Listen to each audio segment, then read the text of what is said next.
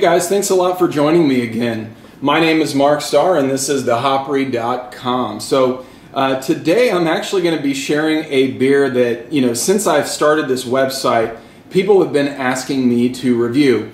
And that's for good reason. I too, once I first started really getting into craft beer, became fascinated with today's beer. It is the Dogfish Head 120-minute IPA. This is a beer that was released last, I believe, in the end of 2009, which is when this bottle was released, actually February of 2009. I know just recently, I think it was maybe June 24th, they released their 2011 batch. But this beer really, over time, has kind of evolved and been tweaked minorly to really kind of get some good balance, as Sam would say. But now I believe this one clocks in at around 20%, maybe 18 to 20%. Can't remember exactly on the 2009, but I know at one point it may have even gone as high as 21%, and then on down to maybe 15-16%. So regardless of what the ABV is, it's a big sumbitch, and we're going to review it today. One thing that I'd like to do is kind of read the side of the bottle here, because this will give you a good idea. It says, "What you have here is the holy grail for hop heads. This beer is continually hopped for over 120-minute boil and then dry hopped every day for a month. Enjoy now or age for a decade or so." So you can see, they're perfectly fine with you aging this beer. Because it is an IPA, traditionally you wouldn't age something like this. While hops do act as a preservative, they also act as a flavoring agent and an aroma component to the beer as well. So because this has such a high ABV, it is one that you can age. Now, I've had this one once before. In fact, Tim Pratt had one of these, I think, probably 2 years ago. And I remember going over to his house, and we were all kind of sitting around having a few beers. It was a brew day. We were brewing a batch of beer, an IPA, in fact. And it was funny because we were all sitting there like, "Oh my God, we're scared of this beer. It's 21%. We'd never had anything that big. Of course, we felt stupid because it's just a beer. But when we first poured it out of the glass and took a smell and a taste, I think we all unanimously laughed because it is such an extreme beer. It's one that really has to be approached like that. Now, I haven't had it since, so I'm really actually kind of excited to see how this beer has aged, see how well I remember it, if you will. But having said all of that, why don't you go ahead and let me pour it into a glass here, and we will give her a go, right? Well, I'm going to set that right up there. All right, well, the color, because I've really kind of let this bottle settle, I never really turned it on its side. The top part of what I have poured is this really dark amber and orange color. It is very clear, believe it or not. You can see the amount of head that's come up on that. It's really a tan-colored head, really nice consistency.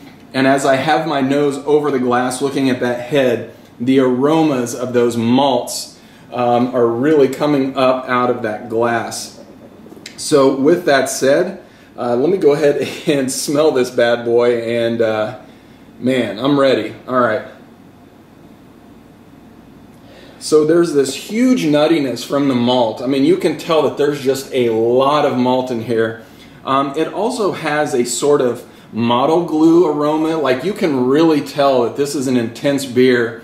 There's so much malt in here that it almost doesn't even smell like malt. It almost smells like burnt malt.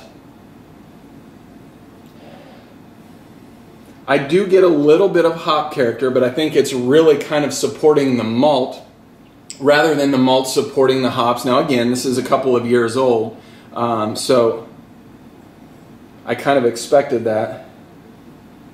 Anyway, that's about it on the nose. I think the real oomph is going to come from the taste, and so here we go. Cheers.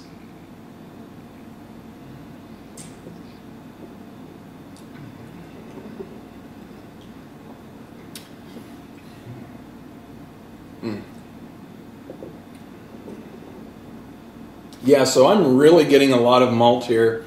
I think the hoppiness that's coming out of here really is more on the bittering end. You know, I'm not getting a whole lot of flavor from the hops, meaning I'm not tasting a specific, you know, character from a hop. Like it's maybe a touch citrusy, maybe a touch grassy, but nothing like, you know, pine, mango, anything like that is really coming out. This is more about the malt character. Again, really nutty. It has like a synthetic taste to it, if you will. You know, like if you're putting a model car together and you always, you know, use that little glue that they include in there, it kind of has that flavor to it, that aroma. It's really interesting. Is it a great beer? You know, I don't know. Some people really love it. I would say I like it. I think it's pretty good.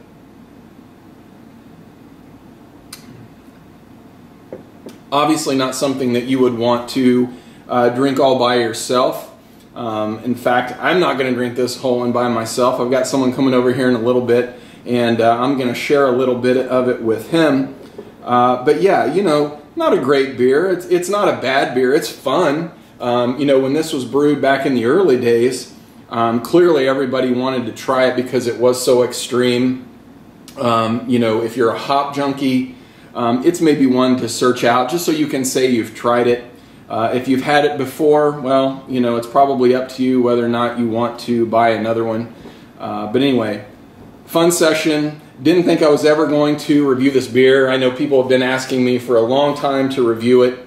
To be honest, I just got tired of looking at it sitting on the shelf downstairs, knowing that it is so hoppy. I wanted to review it sooner rather than later. So anyway, that's about it for today. And hope you enjoyed this session and hope you'll come back the next time. But until then, my name is Mark Starr. Cheers.